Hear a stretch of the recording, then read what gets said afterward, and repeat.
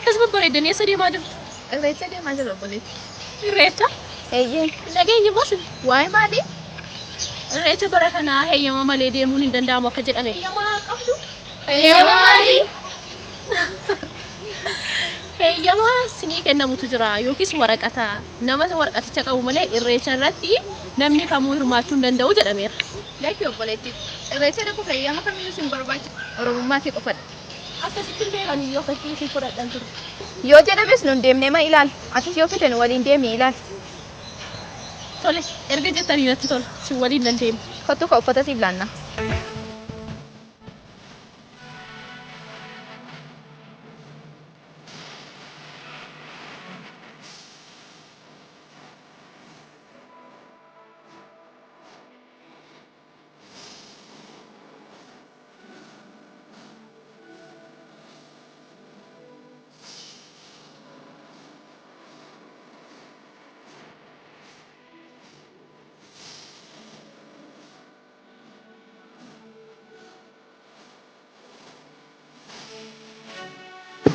Irreechaaf Oromummaa qofti gaadha.